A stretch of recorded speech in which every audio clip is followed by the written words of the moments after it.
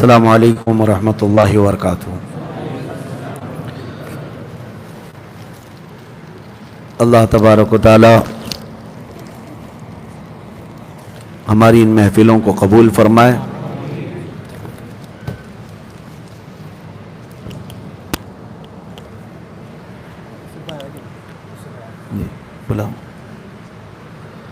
اور آپ سب کی محنتیں اللہ تبارک و تعالی قبول فرمائے۔ پہلی رمضان سے آج 27ویں شب ہے، ختم قرآن کی محفل ہے۔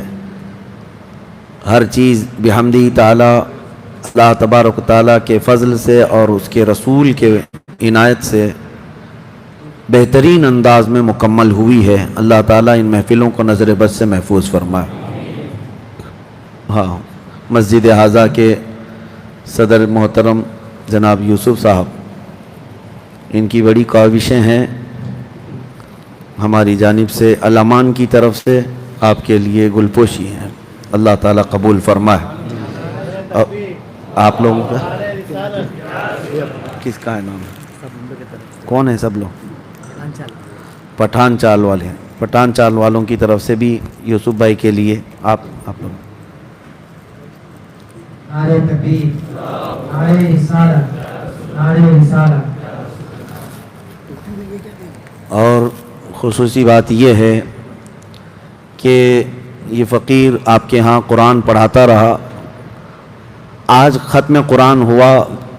ایک حافظ کے لیے ایسا لگتا ہے جیسے، میں مثال کے طور پر تو نہیں کہہ رہا، کسی بہت ہی عزیز ماں سے اس کا عزیز بچہ چھین لیا جائے یا وہ تھوڑی دیر کے لیے بچہ غائب ہو جائے تو بے قراری ہونے لگتی ہے۔ جب یہ ختم قرآن کی محفل آتی ہے تو ہمیں اسی طرح کی بے چینی اور بے قراری ہوتی ہے کہ کل سے محفلیں سنی ہو جائیں گی۔ روزانہ ہمیں پڑھنا رہتا ہے قرآن، سنانے کا ایک جذبہ رہتا ہے کہ آج یہ پارہ سنانا، آج یہ پارہ سنانا ہے، اور آج ختم قرآن ہوتا ہے، 30 پارے ہو گئے الحمدللہ۔ پھر پتہ نہیں ہماری زندگی میں دوسرا رمضان آئے گا کہ نہیں آئے گا۔ جو بھی ہم نے پڑھا ہے اللہ اس کو قبول فرمائے اور اس تلاوت کو اللہ ہمارے لیے نجات کا ذریعہ بنائے۔ میں نے تلاوت قرآن یا پھر تراویح جو آپ کو پڑھایا ہے، پہلی بات اس مسجد میں امام کی حیثیت سے بھی نہیں آیا، امام صاحب قبلہ آپ کے موجود ہے۔ مجھے رمضان المبارک میں سب کو لے کر کے عبادت کرنے کا ایک جنون سا بار رہتا ہے، ورنہ برسوں سے خواہش تو یہ ہے کہ مدینہ طیبہ میں رمضان کروں، لیکن یہ فکر بھی ساتھ میں رہتی ہے کہ اپنی قوم کے ساتھ رہنا یہ بھی حضور کا ہی مشن ہے۔ یہاں پر رہ کر کے اگر حضور کی محبت ڈالی جائے تو یہ بھی نبی پاک صلی اللہ علیہ وسلم کی بارگاہ میں خراج عقیدت ہے۔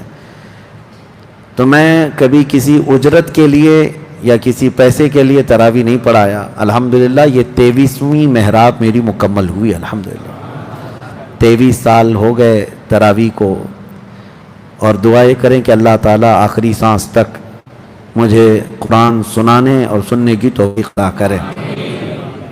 پھر بھی یہ محبتیں ہوتی ہیں اہل محلہ کی، اراکین کی، سارے لوگوں کی، جو حافظ عالم جو آئے ہوتے ہیں ان کو کچھ نہ کچھ نذرانہ اور ہدیہ پیش کرتے ہیں۔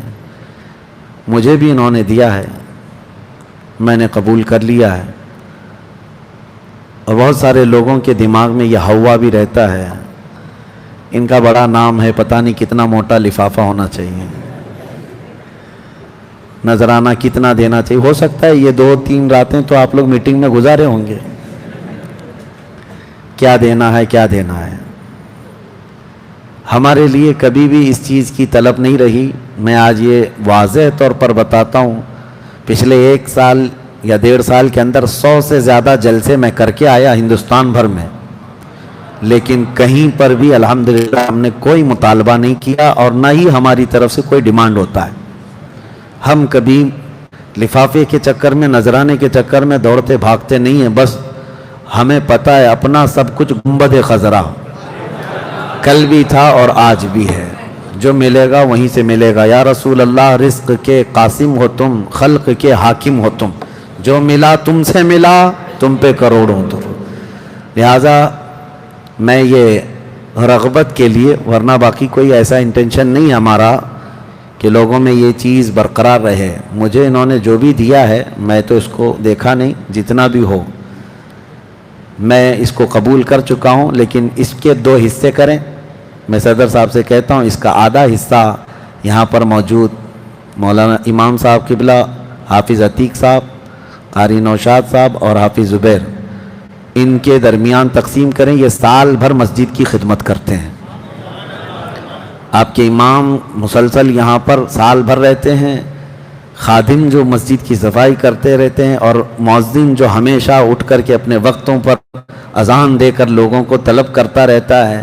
ان کا حق مجھ سے زیادہ ہے، تو اس کا آدھا حصہ ان کو دیں اور باقی آدھا حصہ ہماری جانب سے مسجد کے لیے یہ خدمت کے طور پر قبول فرمائیں. باقی ہمارے لیے اللہ کی بارگاہ میں دعا کریں کہ اللہ کریم ہمیں بے نیاز رکھے اور ہمیشہ اپنا محتاج رکھے، غیروں کا کبھی محتاج نہ بنائے.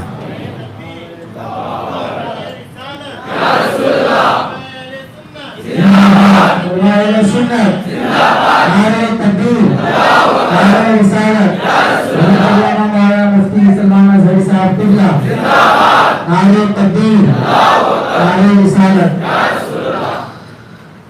میرے عزیزو، بات آئی ہے، میں عرض کر دوں، ایک لفافہ یا ایک نذرانہ یہ دے کر بھی کوئی بہت بڑی بات نہیں ہے کہ کہیں ناموری کے لیے ہم نے کر دیا ہو، اس طرح کی کوئی چیز ہی نہیں ہے، بلکہ حضور پاک صلی اللہ تعالیٰ علیہ وسلم کی عزت کی حفاظت کے اس مشن پر ہم چل رہے ہیں جہاں لفافہ نہیں، اپنی گردن بھی دینے کا وقت آئے تو حاضر کر رہے ہیں. یہ ایک جان کیا ہے اگر ہو کروڑوں، یا رسول اللہ تیرے نام پہ سب کو وارا کروں میں. آج بحمدہ تعالیٰ و بکرم مصطفیٰ صلی اللہ تعالیٰ علیہ وسلم قرآن عظیم کے 30 پارے مکمل ہو چکے ہیں.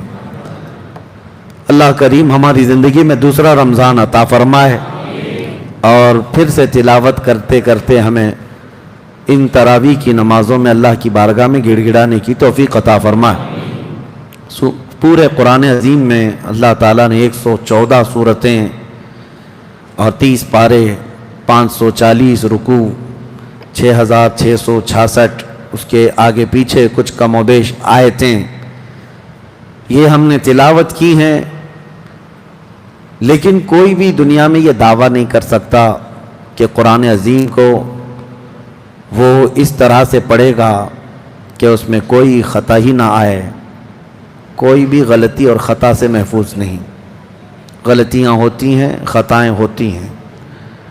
کیونکہ آج مجھے اس بات کی وضاحت اس لیے بھی کرنی ہے کہ یہ قرآن اللہ کا کلام ہے. یہ اللہ کا کلام ہے. پہلی بات تو یہ جس کے سینے میں آ جائے وہ نعمت ہے اللہ کی، ورنہ ہر ایرا غیرہ تھوڑی نہ قرآن پاک کو یاد کرنے لگ جائے. اللہ تبارک و تعالیٰ کی عطا جس پر ہو، ورنہ محنت سے نہیں ہے، یہ سب کسب سے نہیں ہے. کبھی آپ نے قرآن اٹھا کر کے دیکھا اتنا موٹا کلام ہے، اتنی موٹی کتاب ہے، اور وہ بھی میری لینگویج میں نہیں ہے، ہماری زبان نہیں ہے، پوری ٹوٹل عربی ہے، اور اس میں مزید یہ کہ سیم ملتی جلتی آیتیں پتہ نہیں کتنی جگہ ہیں، مشابہات. اور یہ تمام چیزیں قرآن پاک میں 30 پاروں کو، ایک پارے کے اندر 20 صفحے ہوتے ہیں، اور اخیر کے 2 پاروں میں 24 صفحے جو حافظ قرآن ہیں اس میں.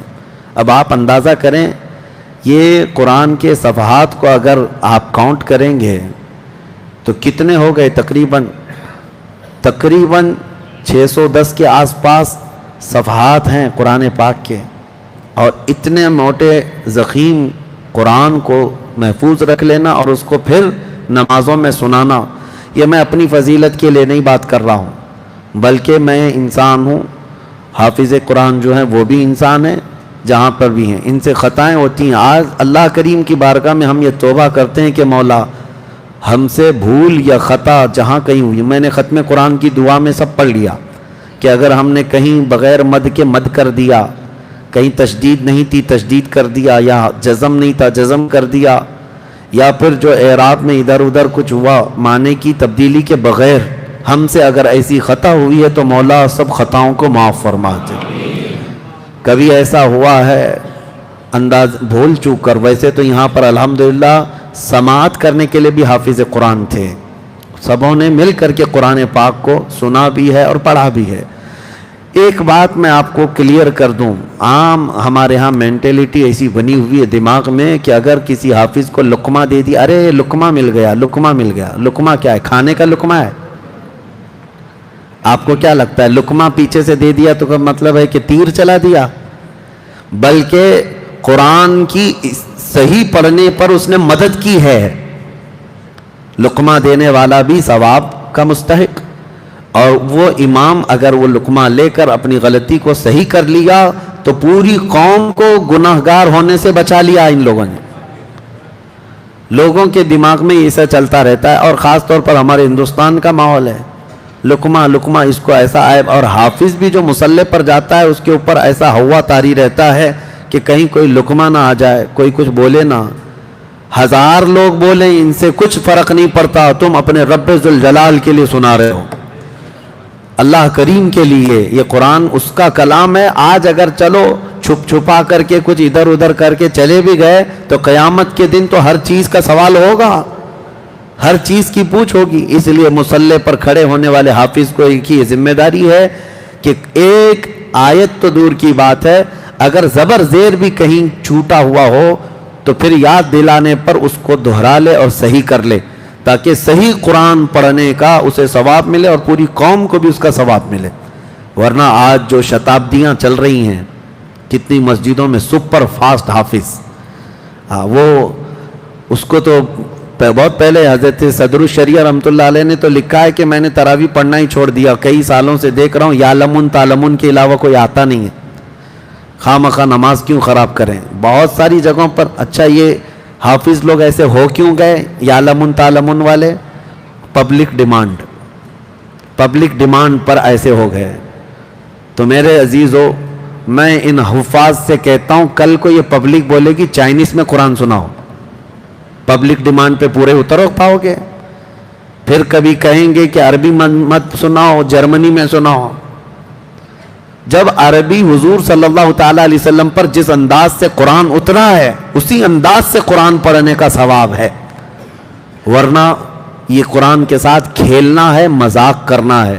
اور بسا اوقات ایسا بھی ہے کہ قرآن کو اتنی تیزی سے پڑھنے میں کچھ الفاظ ادھر ادھر ہو گئے، حرام تو حرام ہے ہی، بعض اوقات میں کفر بھی ہو جاتا ہے، آدمی ایمان سے خارج ہو جاتا ہے۔ اور اس طرح کا قرآن پڑھنا بھی حرام اور سننا بھی حرام، جو سنتا ہے وہ بھی حرام کام کرتا ہے۔ ارے 3 دن میں تراویح ختم کر کے آیا، 5 دن میں ختم کر کے آیا، کیوں میاں باقی سب کیا کرنا ہے؟ بھنڈی بازار میں گھومنا ہے، باقی کے 5 دن کے بعد کیا کرنا ہے؟ شاپنگ کرنا ہے، رات بھر گپیں لگانا ہے، کیرم کھیلنا ہے، اس کے لیے۔ ہاں اگر تمہارا ارادہ یہ تھا کہ قرآن ایک نہیں 4 قرآن ختم رمضان میں کریں گے تو بہت اچھی بات تھی، لیکن حافظ سے اسی انداز میں سنو جو تجوید کے ساتھ میرے آقا صلی اللہ علیہ وسلم نے پڑھنے کا حکم عطا فرمایا۔ میرے عزیزو، ایک بات یاد رکھیں، ہماری مسجد میں نے دیکھا پہلے دن سے لے کر آج کے دن تک پوری صفیں بھری ہوئی تھی الحمدللہ۔ قرآن پڑھنے میں تھوڑا ٹائم تو لگتا تھا، 1.25 گھنٹہ سے قریب، کبھی اس سے زیادہ ہو جاتا تھا، تو کیا آپ بھاگ جاتے تھے تراویح چھوڑ کر؟ لگے ہوئے تھے، پوری 20 رکعت پڑھ کے جاتے تھے۔ اچھا سمجھ میں یہ نہیں آتا کہ ٹھیک ہے آج ہم نے جھلا دیا 1.5 گھنٹہ، لوگوں کو اگر ایسا لگتا ہے بہت لمبی ہے تو کل تو لوگوں کو نہیں آنا چاہیے، لیکن روز آتے ہیں۔ اس کی وجہ میں بتاؤں، صحیح کھانا جہاں ملتا ہے لوگ وہیں جاتے بھی ہیں۔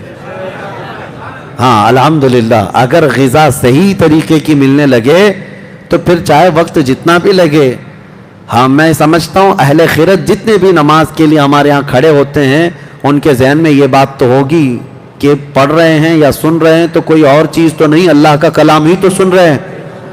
اب باہر جا کر کے کھڑے ہوں گے، یوں ہی باتوں میں آدھا گھنٹہ چلا جاتا ہے، 1 گھنٹہ چلا جاتا ہے، وہ پتہ نہیں چلتا۔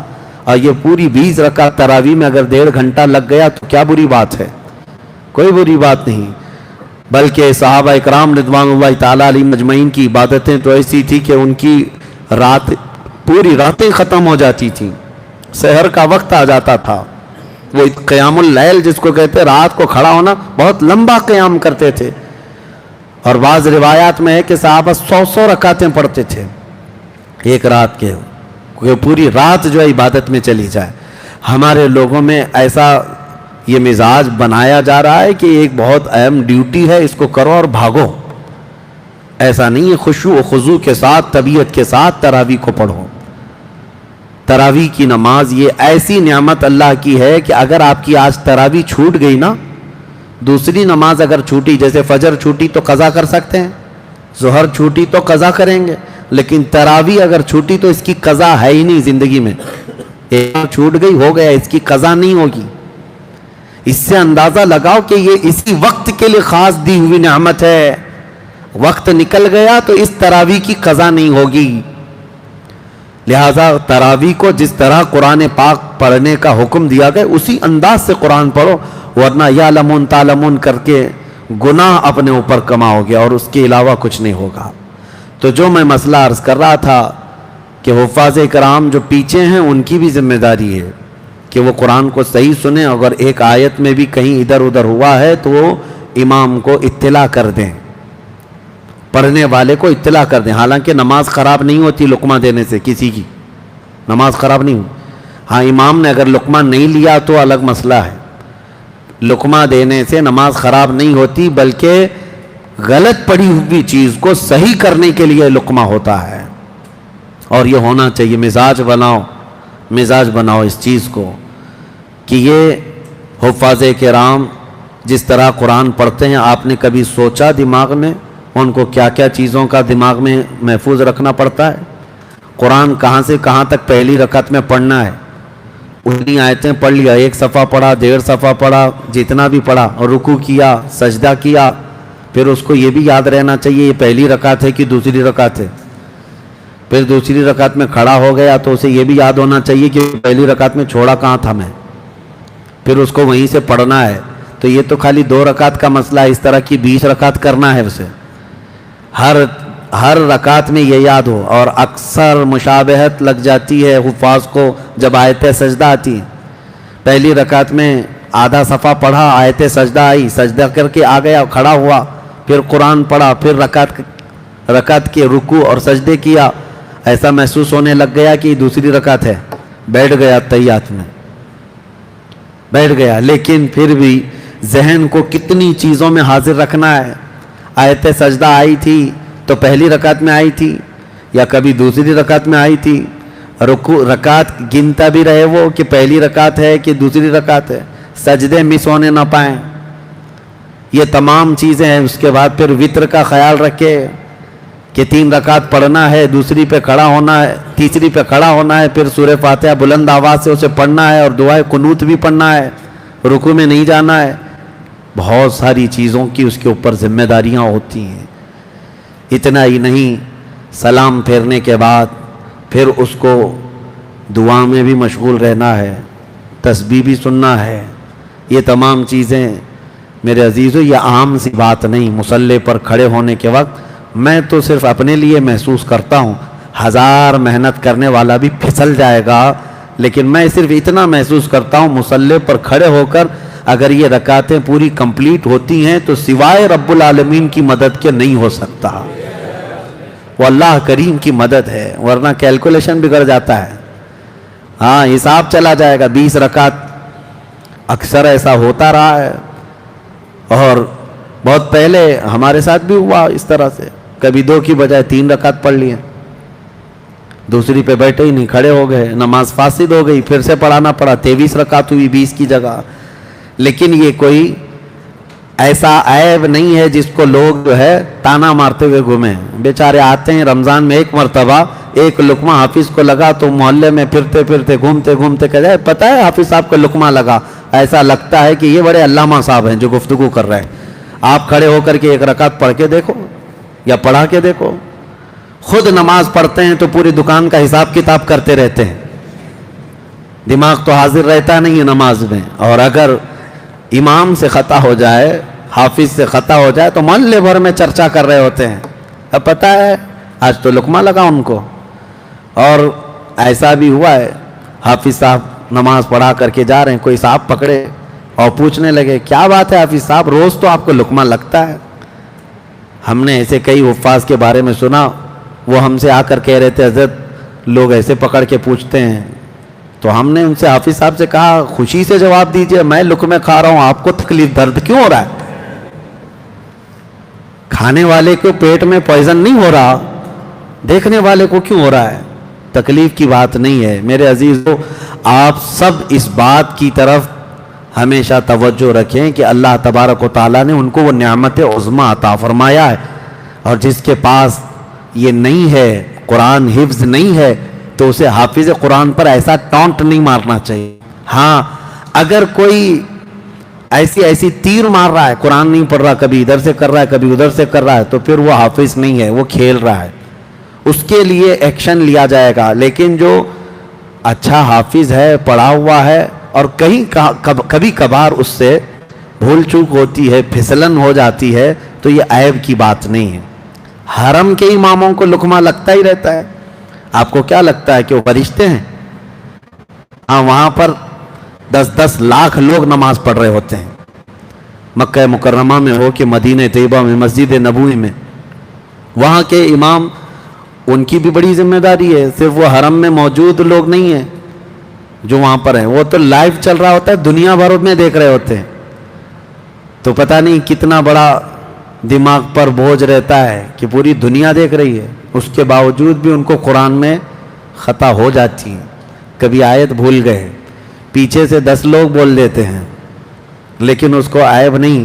بادشاہ نے دوسرے دن کہہ دیا امام صاحب کل سے مت پڑھانا, ایسا نہیں ہوگا, بلکہ اس کو اچھا سمجھا جاتا ہے. اچھا سمجھا جاتا ہے کہ قرآن پاک کو انہوں نے غلط مار کے تو نہیں کیا, کم از کم صحیح کرنے کے لیے, چاہے 2 بار یا 3 بار لقمہ لینا پڑا, لیکن آیت کو صحیح کر کے نماز کیا. ہاں, بلکہ ابھی میں ایک کلپ دیکھ رہا تھا, حرم کے ایک امام, بہت پرانا امام ہے, اور سورہ بقرہ شروع کیا, الف لام میم ذالک الکتاب لا ریب فیہ. کیا ہے؟ آپ لوگ قرآن حافظ نہیں ہیں, لیکن اتنی ایک آیت یاد ہے آپ کو, ھدی اور وہ 25 سال سے امام ہے, لیکن وہ نماز میں بھول گئے اس آیت پہ, ھدی للعالمین پڑھنے لگا. عیب کی بات نہیں ہے. ہو سکتا ہے کہ کبھی سورہ فاتحہ میں غلطی ہو جائے, انسان ہے, کبھی بھی پھسل سکتا ہے. میں نے ہمارے استاد سے ایک بات سنی تھی بچپن میں, جنہوں نے مجھے حفظ کرایا. کہا کہ ایک باپ اور بیٹے تھے, دونوں بڑے پکے حافظ تھے. باپ نے کہا مجھے قرآن پورا ایسا یاد ہے جیسے سورہ فاتحہ یاد ہے. بیٹے نے کہا مجھے تو پورا قرآن ایسا یاد ہے جیسے قل هو اللہ کا سورہ یاد ہے, سورہ اخلاص کی طرح. باپ نے کہا چلو سناؤ دیکھتا ہوں. پھر قل هو اللہ واحد کا سورہ چھوٹا سا ہے, کوئی غلطی ہوتی نہیں اس میں. تو اس طرح اگر تجھے پورا قرآن یاد ہے, اس کا مطلب ہے کہ کوئی غلطی نہیں ہوگی, کوئی خطا ہی نہیں ہوگی. میں سنتا ہوں. بیٹے سے ایک ہی بیٹھک میں پورا قرآن سننے لگے ہو. اس نے شروع کیا بیٹے نے, اور جب الحمدللہ الف لام میم سے چلتے چلتے چلتے ہر پارا ہر سورہ برابر, ایک مسٹیک نہیں, ایک خطا نہیں, پورا قرآن ختم کے قریب آیا. پورا قرآن ختم کے قریب آیا, سورہ اخلاص میں پہنچا, قل هو اللہ احد اللہ الصمد لم یلد ولم یولد. کہا باپ نے تو کہہ رہا تھا کہ پورا قرآن تجھے قل هو اللہ کی طرح یاد ہے, لیکن قل هو اللہ ہی نہیں یاد ہے. معافی طلب کی, اور اس کے بعد باپ نے کہا کوئی یہ دعویٰ نہیں کرے گا کہ قرآن کو اس طرح سے پڑھ لوں گا اس طرح سے پڑھ لوں گا. اللہ کی توفیق سے جو جیسا چاہے پڑھ لے. اللہ جس کو جتنی خطاؤں سے محفوظ رکھے, لیکن ہم معصوم نہیں ہیں. ہاں, کسی کو اللہ محفوظ کر دے تو یہ اس کی عنایت ہے, یہ اس کا کرم ہے. اللہ کریم ہم سب کو قرآن کے ساتھ لگائے رکھے. آج بڑی رات ہے, میں مختصر آج کا ایک میسج دے کر کے محفل کو سمیٹتا ہوں, اس لیے کہ مجھے احباب کا حکم یہ آیا ہے کہ وقفہ دے کر کے بعد میں جیسے بڑی رات ہوتی ہے, کیونکہ آج بھی سحری کا انتظام ہے, مسجد کی طرف سے آج بھی سحری کا انتظام ہے. کیونکہ ابھی اسی محفل کو میں لمبا چلایا تو اس میں بہت سارے لوگ پھنس جائیں گے. امام صاحب بھی ہیں, حافظ صاحب بھی ہیں, کیونکہ یہ محفل اگر لمبی ہوئی تو اب 3-4 बज जाएंगे, बड़ी उम्र वाले भी हैं, वो फिर इधर उधर देखते रहेंगे कि फुल स्टॉप कहाँ आ रहा है। इसके लिए मैं खुद ही एक मैसेज दे करके फुल स्टॉप करता हूँ। 1 घंटे के वक्फे के बाद दोबारा इंशाअल्लाह मैं हाजिर होऊंगा और आज जिक्र भी होगा। आज इंशाअल्लाह कोशिश करेंगे हम कि सलातु तस्बीह भी पढ़ेंगे इंशाअल्लाह, और उसके बाद आज की खुसूसी दुआ भी करेंगे इंशाअल्लाह। आज का एक पैगाम ये है, मेरा खुसूसी पैगाम, क्योंकि लाइव सारे लोग देख भी रहे होंगे, उम्मत के लिए खुसूसियत के साथ हिंदुस्तान के लिए एक बहुत ही बड़ा मसला जो पेश आया है हमारे लिए। देखिए, बहुत सारे तूफानों में हम घिरे हुए हैं आज, सबको पता है। दीन इस्लाम के दुश्मन बनाते हुए फिर रहे हैं, कभी हुजूर को निशाना बनाए इज्जत का, कभी इस्लाम, कभी कुरान, कभी खुदा की ज़ात, ये सब चीज़ें चली रही हैं। इन सब चीज़ों में एक और शोबा इन्होंने शुरू किया, वो हमारी बाहिजाब इफ़्फ़त मआब ख़वातीन और हमारी बच्चियों को काफिर बनाना और उनको भगा कर ले जाना और उनसे शादी रचाना और फिर उनके साथ बलात्कार करना और फिर उनको बेयारो मददगार छोड़ देना। अभी मैं आज देख रहा था, एक बड़े अखबार वाले ने दावा किया है कि पिछले 1 साल में 40,000 मुसलमान लड़कियों को मुर्तद बनाया गया, 40,000 के करीब। मेरे अजीज़ों, कौम के गयूर अफराद, क्या तुम्हारी आंखें नहीं भीगती इस चीज़ पर? क्या तुम्हारे रोंगटे नहीं खड़े होते कि हमारी बच्चियों का फ्यूचर इतना ख़तरनाक हो गया है? ये जालिम कुत्ते हमें इल्ज़ाम लगाते थे कि लव जिहाद करते हैं, लव जिहाद करते हैं, और इसकी आड़ में अब ये खुले आम ये कहने लग गए कि मुसलमान लड़कियों को भगा करके लाओ तो तुम्हें 2 लाख रुपये दिए जाएंगे, फलां फलां। इनकी बहुत सारी संगठनें हैं, तंजीमें हैं जो अपने नौजवानों को आवारा कुत्तों की तरह छोड़ रखे हैं, और बाज़ाब्ता इनको तरबियत दी जा रही है कि कॉलेजेस में जाओ, ट्यूशन में जाओ और सोशल मीडिया पे दोस्त बनो, फ्रेंडशिप से शुरुआत करो और उसके बाद धीरे धीरे इन बच्चियों को, इन मुसलमान लड़कियों को वरगलाओ। हमारी बच्चियां जज्बाती हैं, लेकिन मेरे अजीज़ों, इनके मुर्तद होने में या इनके भाग जाने में कौन सी वजूहात हैं? सबसे बड़ी वजह माँ बाप का इन्हें आज़ाद रखना, वालिदैन की तरबियत। काश तुम अल्लाह उसके रसूल का खौफ अपनी बच्चियों में इतना डालो और उनको ये कह कर के रखो कि बेटी तुम्हारा निकाह तो होना ही है, ज़रूरी नहीं है कि मैं अपनी पसंद से करूं, तुम्हें जो पसंद आए, जो बाशरा हो या जो भी अल्लाह उसके रसूल का खौफ रखता हो, जो तुम्हें मुसलमान पसंद आए, हम खुशी खुशी वहाँ निकाह करके देंगे। लेकिन तरबियत का फुकदान मैं देख रहा हूँ, कुछ जगह कुछ माँ बाप या तो बेजा सख्ती पर रखें अपनी बेटियों को, या तो बहुत ही ज़्यादा आज़ाद करके रखे हैं। ये मखलूत तालीम जो कंबाइंड एजुकेशन है, आज मिक्स को एजुकेशन इसको आज ये कहा जा रहा है, लड़कों का लड़कियों का कॉलेजेस में गप्पे लगाना, दोस्तियां करना, और इसको बिल्कुल नॉर्मल बता दिया गया है, बिल्कुल नॉर्मल है। तुम्हें पता नहीं, मेरे आका सल्लल्लाहु अलैहि वसल्लम ने फरमाया कि अन-नज़रतु सहमुम मिन सिहामि शैतान, ये नज़र जो है शैतान के तीरों में से एक तीर है। लोग नौजवान ये कहते हैं बस दोस्ती करते हैं हम, दोस्ती कुछ होती नहीं है, सारी गलाजत है, नाम के लिए दोस्ती है।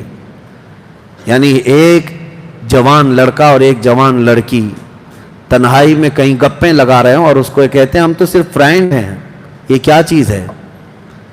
नाउज़ुबिल्लाह, इस निज़ाम को यूरोप ने ऐसा फैला रखा है कि आज हमारे यहाँ की भी बला है।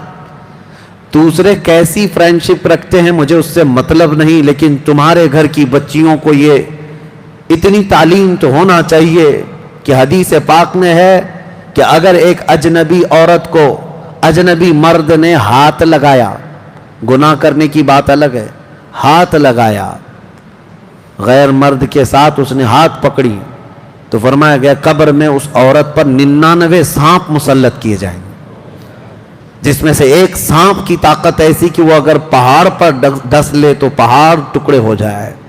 औरतों पर ये सख्तियां होंगी। और हुजूर अकरम सल्लल्लाहु तआला अलैहि वसल्लम ने ये तलकीन फरमाई कि औरतें अपने पर्दे की पाबंदी करें। पर्दे की पाबंदी ज़रूरी थी। हुजूर अकरम सल्लल्लाहु ताला अलैहि वसल्लम की तालीमात से बरगश्ता होकर के आज बेहया बच्चियों को रख करके इन्हें आवारा रखा गया, खुलेआम छोड़ा गया।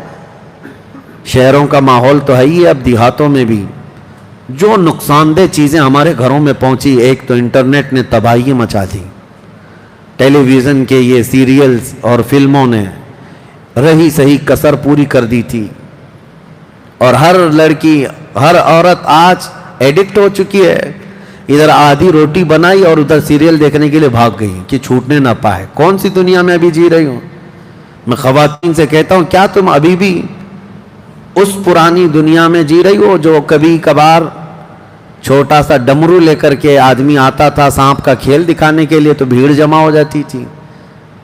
मोहल्लों में आता था कोई, डमरू बजाता रहता था और सांप का खेल दिखाता था, और फिर कभी किसी बच्ची को या किसी लड़के को सुलाकर पर्दा उसके ऊपर चादर डाल करके गर्दन अलग करके दिखाता था। बचपन में हम देखे हुए हैं, हो सकता है आपने भी देखा होगा। तो क्या अब अकल आने के बाद तुम्हें यह नहीं पता चलता कि ये सब शौबदाबाजी है, हकीकत नहीं है? इसी तरह की शौबदाबाजी है ये जो टेलीविजन पर दिखाई जाती है, इसमें कोई हकीकत नहीं, उनका खुद का घर नहीं, प्यार मोहब्बत के चौंचले दिखाए जाते और कुछ नहीं, झूठी मोहब्बतें हैं। और दुनिया ने टेलीविजन के जरिए से, टीवी के जरिए से मोहब्बत को ऐसा बदनाम कर रखा है, जिस्मों को हासिल करने का नाम मोहब्बत दे दिया गया, जबकि मोहब्बत इसको नहीं कहते। मोहब्बत रूह से होती है। जिस्मों की सुकून हासिल करने को लोगों ने मोहब्बत का नाम दे दिया। अरे वो ख्वाहिशात नफसानिया है। आदमी अपने नफ्स के सुकून हासिल करने के लिए हाथ पैर चला रहा है और तुमने उसको मोहब्बत का नाम दे रखा है। छोड़ो इन तमाम चीज़ों से, बाज आ जाओ। मैं अपने नौजवानों से कहूँगा, तुम भी नज़र रखो। नज़र मतलब लड़कियों पर इस तौर पर नहीं कि तुम भगा करके ले जाओ। नज़र रखने के लिए मैं ये कह रहा हूँ कि अपनी बहनों की हिफाजत पर नज़र रखो। ये नहीं है कि तुम्हारे घर की बच्ची, पूरे मुसलमान बच्चियाँ जहाँ पर भी हो, मशरिक़ व मगरिब, शुमाल और जनूब में, वो तुम्हारी बहनें हैं।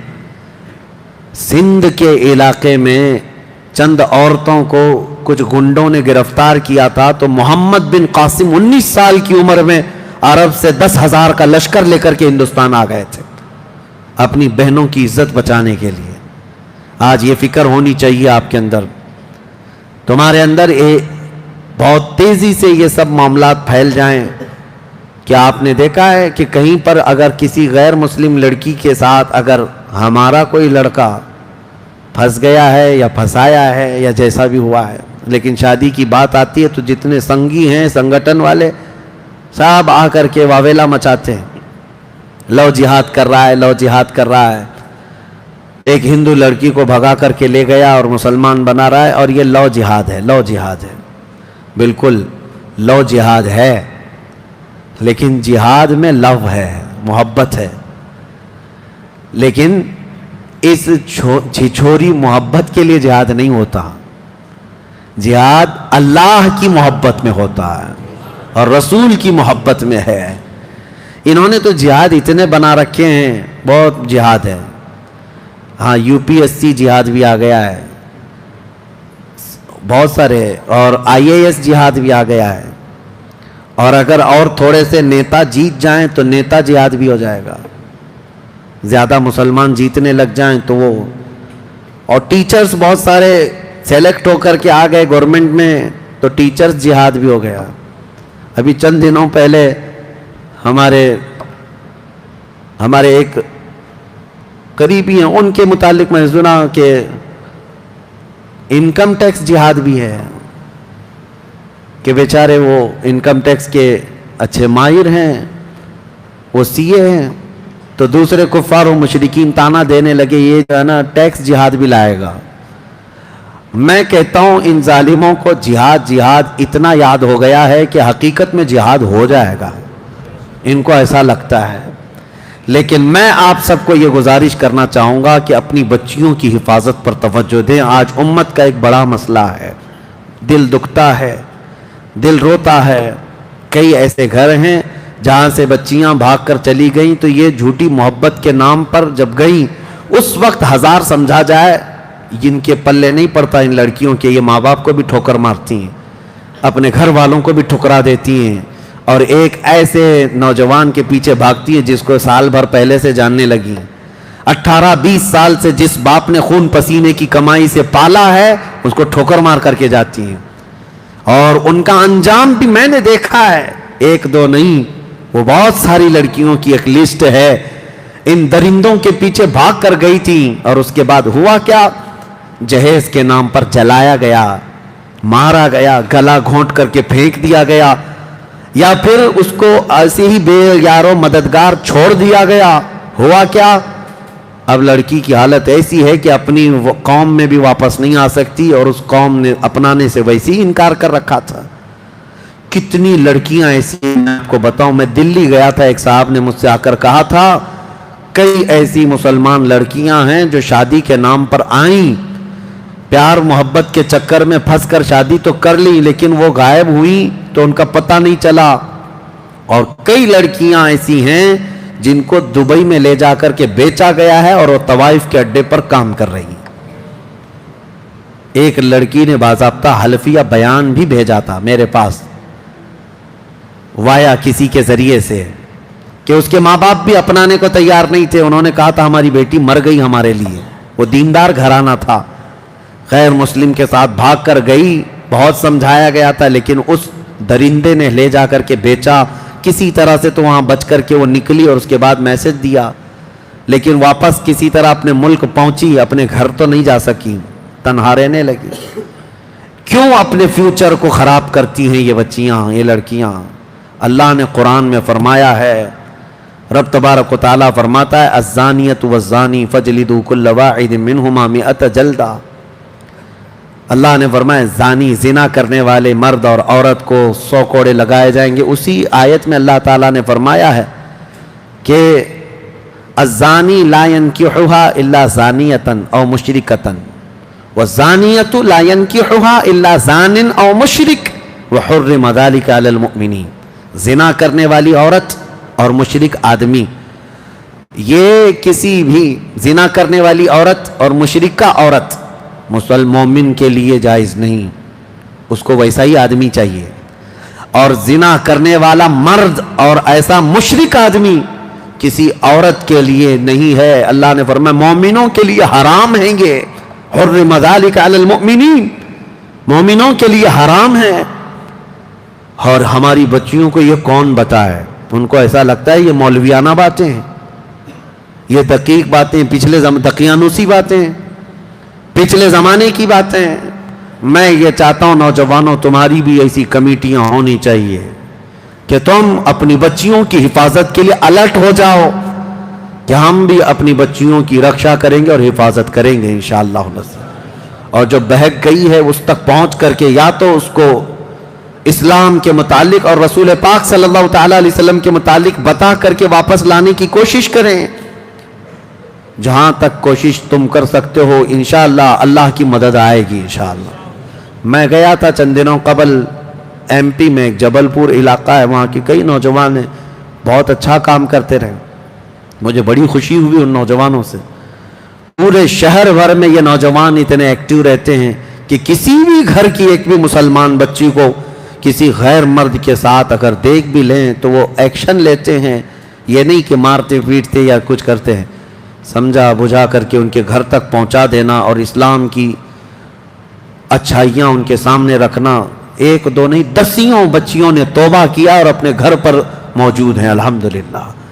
ہمارے ہاں ہونا چاہیے، یہ آج ایک دو سے نہیں ہوگا، سارے علماء بھی اویئرنس لائیں، اور عوام بھی اور نوجوان بھی، سوشل میڈیا سے بھی آپ لوگوں کے درمیان اور لڑکیوں کے درمیان یہ اویئرنس لائیں کہ تمہارا فیوچر خطرے میں ہے، کیونکہ اب وہ پیار محبت کے چونچلے نہیں جو کالج میں ہو جایا کرتے تھے، اب تو باضابطہ یہاں پر پلاننگ کے ساتھ، انعام کے ساتھ درندوں کو چھوڑا جا رہا ہے۔ کتنی سنگٹنیں ایسی ہیں جو خفیہ طور پر میٹنگ کر کے ٹریننگ دے رہی ہیں نوجوانوں کو، سٹیپ بائی سٹیپ، کہ ایک مسلمان لڑکی کو لانے کے لیے تمہیں پہلے کیا کرنا چاہیے، کس طرح سے دوستی کرنا چاہیے، کالجز میں داخلہ لو، ٹیوشن میں جاؤ، سوشل میڈیا پہ ریکویسٹ بھیجو فرینڈ کی، اس کے بعد پھر ان سے چیٹنگ اس طرح سے کرو، پھر ان کو اپنی مجبوری بتاؤ اور پھر دل کھول کر کے رکھو، محبت میں دیوانی ہو جائیں، اس کے بعد لے آ جاؤ۔ سال بھر کا پروسیس ہوگا، اور اس پر ان کو سال بھر ایک لڑکی کے ساتھ نہیں لگایا جا رہا ہے، ایک مرد 10 لڑکیوں کے ساتھ لگایا جائے، اور وہ یہی سب حرکتیں کرتا رہے گا اور اپنے گرو گھنٹالوں سے پیسہ بھی لیتا رہے گا، اور جب 1-2 لڑکیاں اس کے جال میں پھنس جائیں ان کو لے جائے گا، اللہ کی پناہ ان کی عزت لوٹ کر کے ان کو کسی بھی طرح سے آوارہ چھوڑ دیا جائے گا۔ آپ اس قوم سے ایکسپیکٹیشن رکھتے ہیں جن کے ہاں بھید بھاؤ اتنا ہے، چھوت چھات اتنا ہے، اپنے ہی دھرم کے دوسرے برادری کا وہ تو نکاح شادی نہیں کرتے؟ کیا یہ بات نہیں ہے؟ ایک ہی دھرم کے ہیں لیکن برادری الگ ہے۔ مجھے بتاؤ کوئی برہمن لڑکا کسی دلت لڑکی سے شادی کر کے دکھائے، پوری کمیونٹی والے اس کو نکال دیتے ہیں، بھگا دیتے ہیں۔ ارے راجستھان وغیرہ میں تو جلا کر مار دیتے ہیں شادی ایسی اگر دوسری برادری میں کر لیا تو۔ ہمارا ایک ٹیکسی ڈرائیور بھاگا پھر رہا ہوا تھا، وہ بتا رہا تھا ہم سے کہ ہم نے جو ہے دوسری برادری میں شادی کر لی ہے اور اب ہمارا گاؤں جانا محال ہے، امپاسبل ہے، ناممکن ہے، مجھے بھی ماریں گے اور میری بیوی کو بھی ماریں گے۔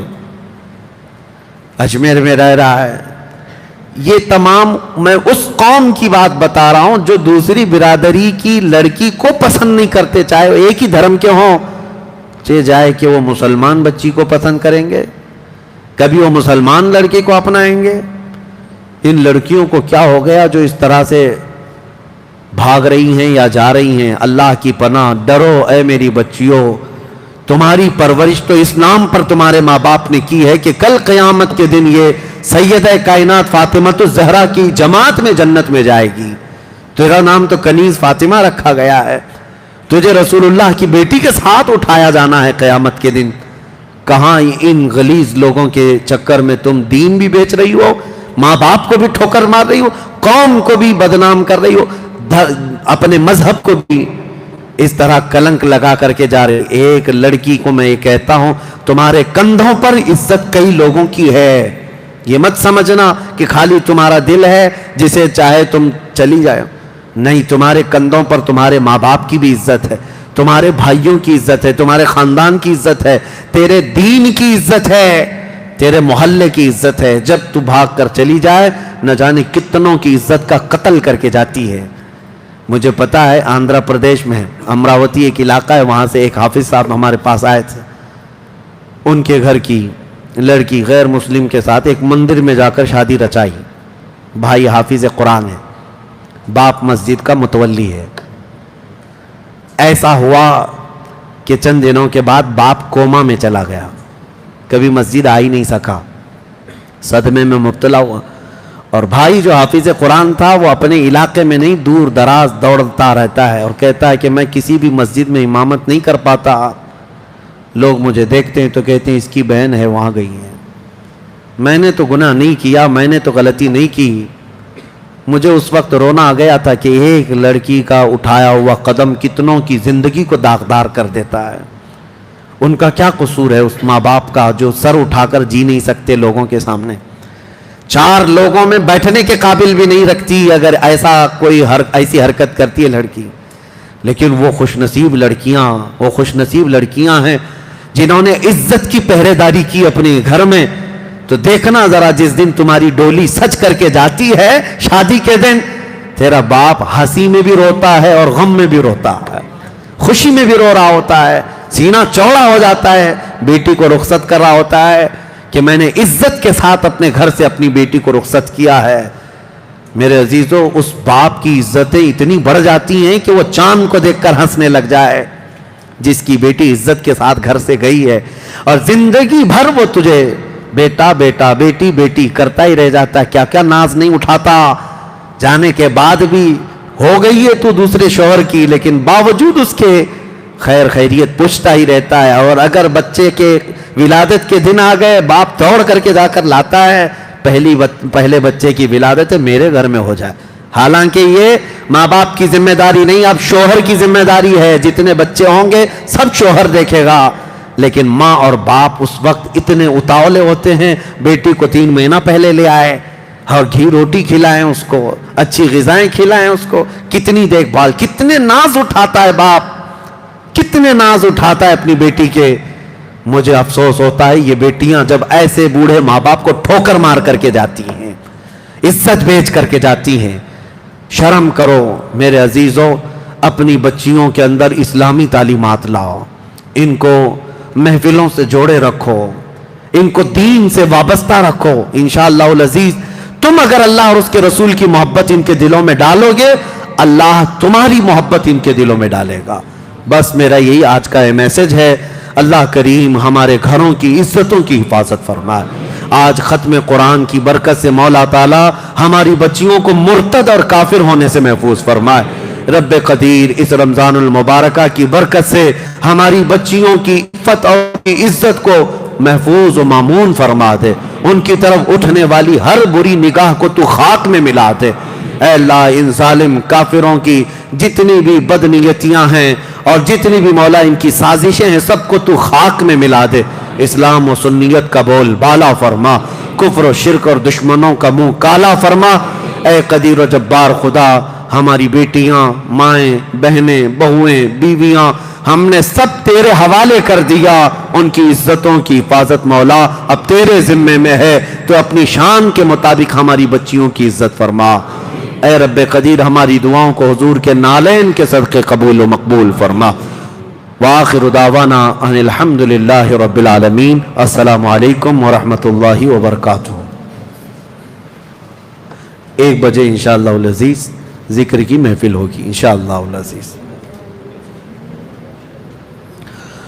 مصطفیٰ جان رحمت پہ لاکھوں سلام, شمع بز میں ہدایت پہ لاکھوں سلام, شہر یار ایرم تاجدار حرم, نوبہار شفاعت پہ لاکھوں سلام, مصطفیٰ جان رحمت